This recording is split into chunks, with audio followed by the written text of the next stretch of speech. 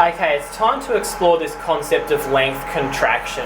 As we know from English, contraction means to get shorter, to decrease, okay, to basically get smaller.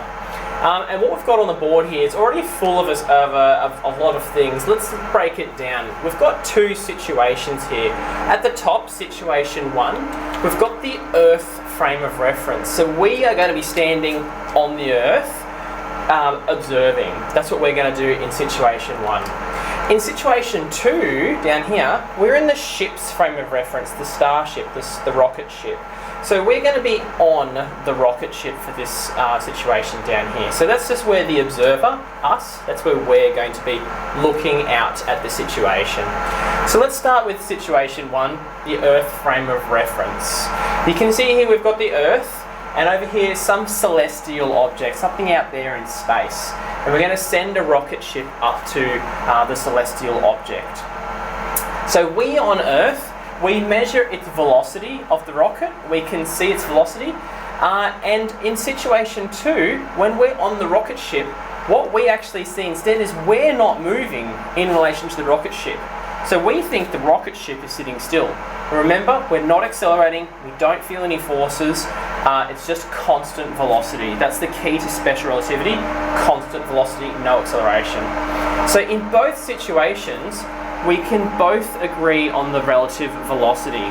So whilst this here might be moving at example 0.6 c away from the Earth, what's happening down here is that whilst the rocket is still, the Earth is moving away at 0.6 c. So they can both agree on their relative velocity, hence the word relativity. Okay, which one is actually moving? Well, it depends on your frame of reference. Let's go back to the Earth frame of reference up here. So on Earth, we measure its velocity, and it's a certain velocity. And then of course we actually know that the celestial object and the Earth are in the same frame of reference. Okay, they're at rest in relation to each other. There's no velocity between the Earth and the celestial object. So we make a measurement of its distance, its length, and we're going to call that L0. Okay, so that's what's called its rest length. That's what length we measure from Earth to the celestial object. So that's just some distance there. So the time on Earth is ticking away at familiar Earth time. Okay, a second that we experience now is a second on Earth. So it's ticking away as normal. So what we actually get up here is we call this L0, we call that proper length. And just like with time dilation, the zero means that the system, the situation, the start and the end points are not moving in relation to each other. They're at two different places. Okay, so that's the proper length.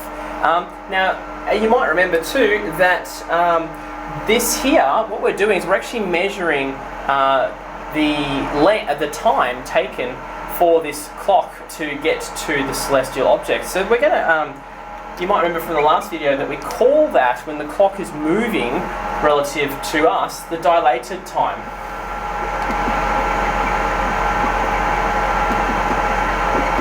And that's what's involved in this situation here.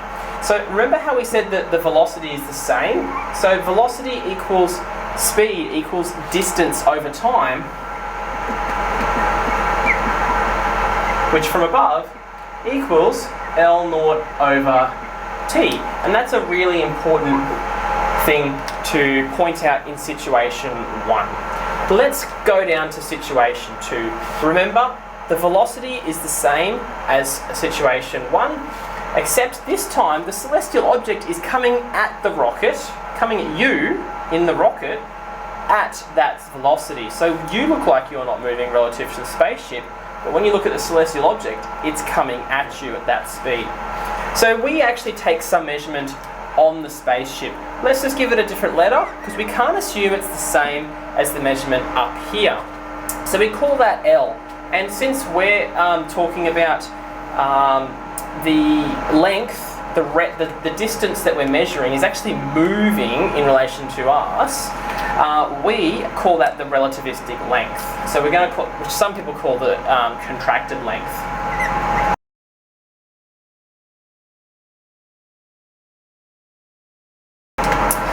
And of course, you may remember from time dilation that in this situation here, we're talking about we are on the spaceship and we experience what's called proper time because the clock is actually on the spaceship with us. So, because we're actually measuring the time taken for the spaceship to go, we're on the spaceship. So in this case, we've got T0, and that's proper time. Now you can see here from situation 1 and situation 2, we've always got one proper and one relativistic situation. Now remember, the velocity is distance over time, so let's write that down here for situation 2. So down here we've got V equals L on T0. And so this is the situation that we have with length contraction. Now the interesting thing here is that what's occurring is because you may remember from time dilation that this number here, the dilated time, is larger. Okay, it's always larger than this one down here. But they both equal the same number, the same velocity. In this case, it's going to be 0.6c. So if this number is larger, what do you think L0 is going to be? It's going to be larger as well, so that the ratio of these two equals the same number. So if T0 is less than the dilated time, then L must also be less than the proper length. So in this case though, we're not dilating length, we're doing the complete opposite, we're contracting length.